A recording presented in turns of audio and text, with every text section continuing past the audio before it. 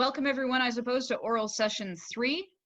And it looks like I'm the chair, and the Zoom moderators will be Bill Lyles, NQ6Z, and Veronica Romanek, KD2UHN. And our first talk will be Laura Brandt and Elizabeth MacDonald on QRV Newbie YL perspectives on becoming a ham citizen scientist.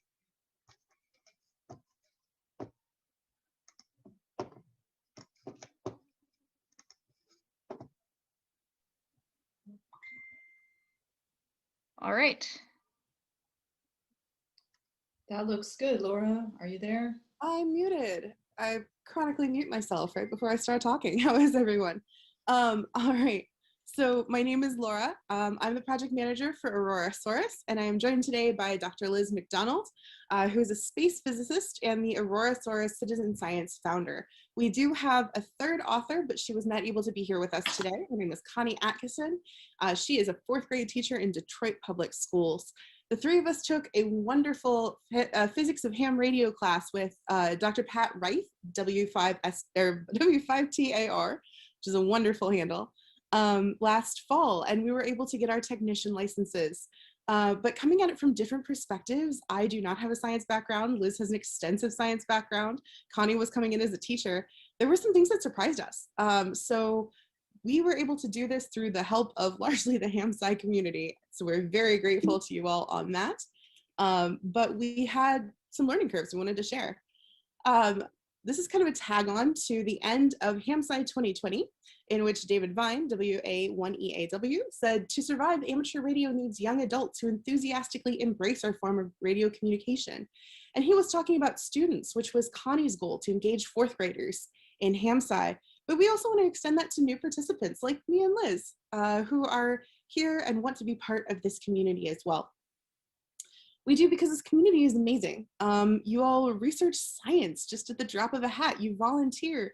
You're so tech savvy and flexible that we were able to turn HamSci around from an in-person conference to this in 2 weeks flat last year. And that's really cool.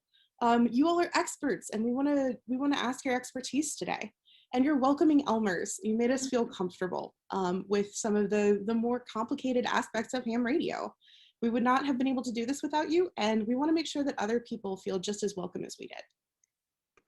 So the first question, why do people become hams? I'm kind of a Me Too tag along. I'm coming along behind everybody else. I am trying to understand ham radio a little better as someone who helps to run a citizen science project. Because what you all do and what we do are really inextricably linked. And Connie wanted to learn so that she could get her students involved. Liz, what about you? Yeah, so I wanted to learn more about how I could contribute measuring something geophysical, especially about Aurora, but with ham radio. And I'm also interested in off-grid comms. Unlike last year, I'm now in a remote part of Washington State, and I do a lot of hiking, and I really wanted to learn how that works with ham radio. Yeah, excellent.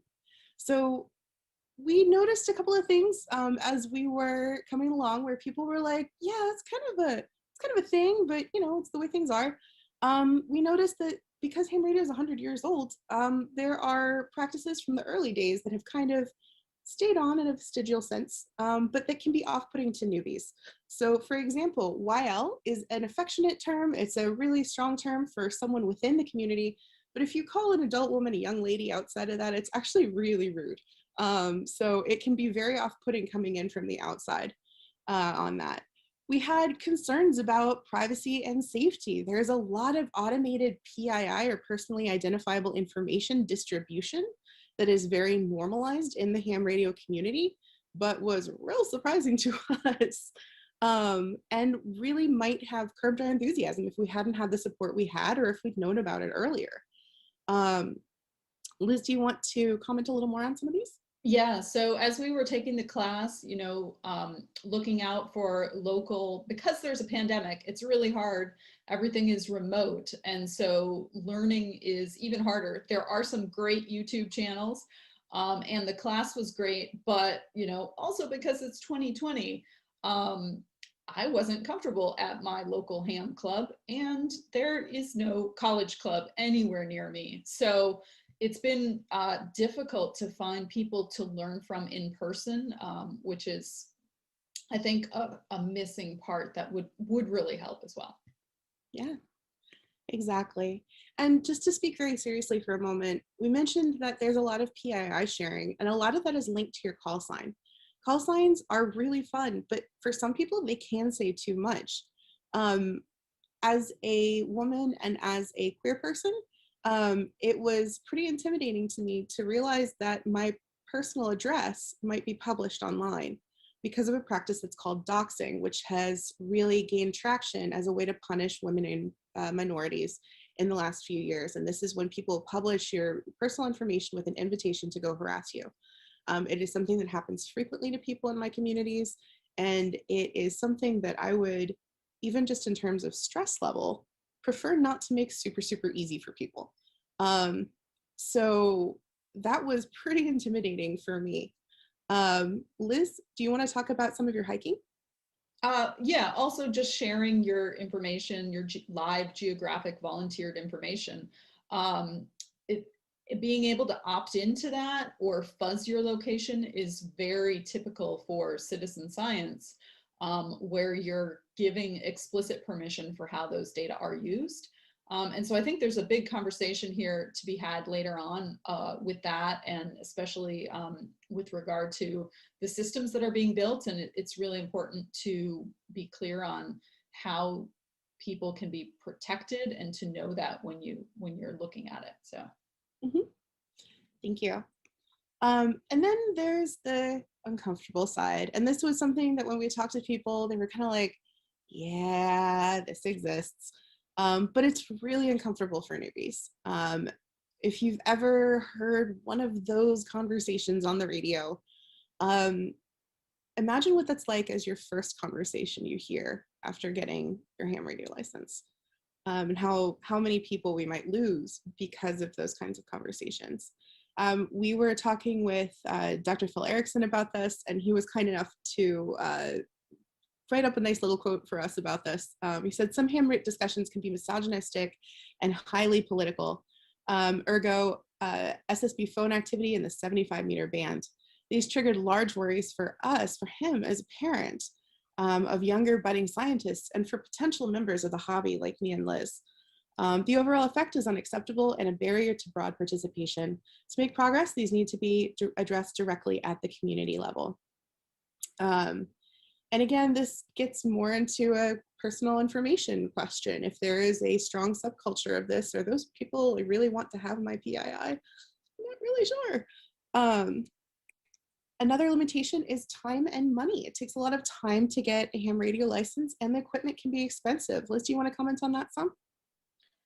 Yeah, it's been a challenge to figure out what kind of radio to buy and where to start. And it has been a lot more expensive in terms of actually doing something like HamSci than I anticipated. So it just wasn't quite clear kind of going in how that would work and the amount of time people spend on the hobby and that sort of thing. But also, it's just, because of all these barriers, it's not just one thing, but it's like, oh, I'm not sure because of all these things. So do I want to buy a $500 radio or get the next level of license? Like, that's kind of where it adds up. But yeah, absolutely. And then there's, questions about group accessibility there as well. Yeah, very much. As I was learning this, I do not have a physics background at all. I was a history major. So a lot of the information was new to me. And when you're learning ham radio, there's a lot of great information, and it tends to come all at once very quickly. And I was fortunate enough to have Dr. Pat helping to scaffold this for me. Scaffolding is an educational framework by which you introduce new information in stair steps. So it's called scaffolding because the idea is that when you're renovating a building, you can't achieve the top level of the scaffold unless you build the bottom first. We also talk about it like climbing stairs, as I just said, where instead of leaping up all the stairs where you're likely to fall on your face, You take one at a time to get to the top. And it's really, really important when you have a lot of really complicated information like ham radio and space science, citizen science, to make sure that you scaffold these things properly. And the trick is scaffold it as much as you think you need to, and then go one step further. Relevant to that, I did not realize this until I looked this up, but as someone with very, very strong math anxiety myself, that prevented me from going into engineering in high school. Because I hit calculus, I was going to be a robotics engineer, and then I was like, no. I found I was in good company. 93% of US adults report some level of math anxiety. So the likelihood is that whoever you're talking to is going to be anxious about math in some way. Now, this is a double-edged sword, because while ham radio involves a lot of math, and that can be an initial turnoff for people, ham radio is also a fantastic way to scaffold math. I was able to start understanding physics of radio waves because the visualization of wave propagation is similar to music, which is something I'm very familiar with, and we were able to get me to that math level through that. But again, I was able to do that because I had my classmates, and I had Connie working this through with me, and I had Liz I could go to with questions, and I had Dr. Pat I could go to with questions. So thinking about how to present this to people who don't necessarily have that huge support network that I did is a really important thing, I think. And it's also another thing that's really easy to say. People ask this question all the time in the forums: how much math is there? And the answer is typically it's easy. And it's not actually easy. And so understanding that people have a broad range of where they're coming from, and it may be disheartening to hear that, but encouraging that they can do it. I'm so impressed by Laura and our classmates' efforts. And even for me, having graduated a long time ago, you know, I kept, the teachers were calculating the numbers in Pat's class better than I was. But, you know, it's great to get your license, and then, well, just study some more and get another license so you can do this and this. That's a bit disheartening as well. So yeah, I don't know that I'm up to my general. I made it through my technician, but I think general's probably a bit far for me. Another thing is language, and I studied linguistics in school, so I get very excited about this. Language and jargon cement communities, and they help you to feel part of a community. I felt so good the first time I wrote 73 at the end of a message. But the problem is, again, they're also a double-edged sword. Using a lot of jargon can make people feel excluded, and can make it really hard to break into a community because it's like learning another language.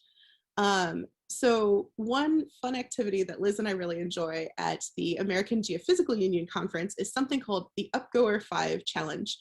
There is a wonderful comic by Randall Munroe called XKCD, and one of the episodes he labeled a Saturn V rocket using only the 1,000 most common words in the English language. And it's really, really fun. And you can take this and try to explain your science in these words. There's a generator that'll tell you if you're using the right words. So I made an attempt at Sky Music Talking Without More School, AKA ham radio, to try and explain this. But it's a really great way to kind of learn how to talk about something without using a lot of jargon. So again, my slides, if you want to look closer at this, my slides are linked on the schedule page. Also, there's, for me, it's really important for space science as well. This jargon also applies to the scientists and also applies to HamSci, where you have these communities coming together and talking to each other and trying to find common ground. That's why we have the glossary and all of that. So this is just a good reminder. But in terms of speaking ham, it's quite hard. I personally still kind of feel like I'm only 50% fluent. And it's not that I'm intimidated by the technical language. It's just there's so much to it that the big picture gets lost to me when I'm trying to learn it. And one example is that, you know, it's taken me over a year probably to actually understand how the reverse beacon network works, and how if you're receiving, you are tracking both sides of the signal because it's the software that's picking up that signal. and I don't know, I'm just missing pieces of it because it is such a different language, that I think, you know, we all have different things to contribute and different perspectives. And so that's how we can do more and do better together. And perfect segue to a couple of suggestions that we have. A lot of the ideas that we came up with and the things that we noted are things that don't have super complicated solutions, but we have some ideas, and we wanted to ask your expertise as a community who really welcomed us, to see what your thoughts are. Simple things to address location privacy. You know, we could go to the FCC and be like, hey guys, you gotta fuzz the data. Or, you know, even just something as simple as local clubs offering PO boxes to all their members that are taken care of by a secretary, would be really helpful for people like me who may not feel comfortable sharing our home addresses publicly. We had using the club PO box for all the members, that not individual ones, but exactly. Or going to the QSL bureaus was something that Christina suggested. Liz has some ideas about scaffolding as well. Yeah. So, and the thing is here that this is, it's not just the cost of the test, it's the cost of the radios and what it actually takes to get on the air. And so one thing I think is how you can make a better fit so that you know going in, well, this activity requires a pretty advanced level of skill, or this activity I could actually try with my Baofeng and Mac software, you know, it's and it's maintained. A lot of the ham radio websites, because there's so much history, the most of the websites are like vintage 1995 HTML, and they're so great. They're interesting, but they're really hard to sort through all of the history. So I kind of think a spreadsheet system where, you know, there are a number of, they're so broad, the ham radio activities, but it could actually be rated. What does this activity entail? What does the cost actually entail? Do I need a $500 radio or do I need a $100 radio? Like that actually would be so much easier, because I really want to hone in on what can I do. And I think in terms of scaffolding, it's the entry level activities that are many steps in ham radio kind of start at a very advanced beginner, and maybe I haven't found the right book or the right system yet, but that's where it's difficult to know where to start. Like knowing SSTV is actually fairly easy and fairly cool to collect those observations from the space station. That's one thing, but in the wide world of all of that, it's it can be lost what to do. And it really helps to acknowledge this problem. For us, this is the first place that we're talking about this. I am glad it's getting out on YouTube, and you know, we're happy to talk about it in other places, but this was again kind of, you know, limited time of what to do with this. But you know, we're not criticizing any individuals, certainly not any projects. These are really systemic issues for the field, and addressing them really will help broaden participation. And it's okay to feel uncomfortable and get comfortable feeling uncomfortable. You know, denying that these are problems is actually a very, very common response when people are uncomfortable. So yeah, and I just want to keep going. I just wanted to acknowledge as well that we were very fortunate to have this community, and that there are issues that weren't part of our personal stories that we're not talking about today, but that I also want to acknowledge. We worked with Dr. Pat, who looks like us. We're white. And the vast majority of the community is white. And one of the things that Connie brought up is that many of her students are not. And it was really challenging for them, as she was trying to introduce them to ham radio, for them to see themselves and potential for themselves in the ham radio community. So that is another thing that definitely bears thinking about. But we wanted to thank you all so much. We've gone over a little bit. I know we have 30 seconds left. We'll definitely want to talk about this a little bit more with you all. Please feel free to get in touch with us.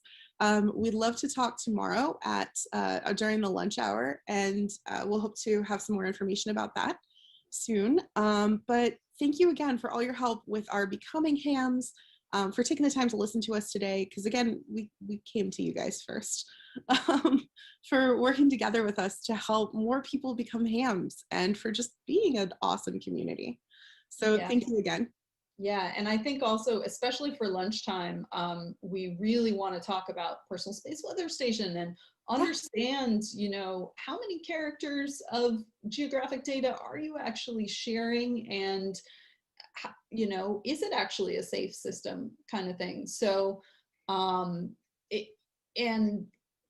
and we need some help in understanding that, and putting that up front is helpful for us, but also is a recommendation for the project. So we look forward to having more discussion on that. Thanks. Thank you all. All right.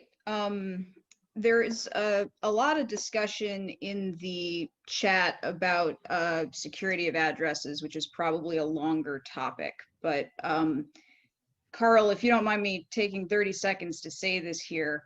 Not at all. Not at Thank all. you. As you know, a woman in ham radio who's been at it for 10 years and has an extra and does quite a bit of this stuff.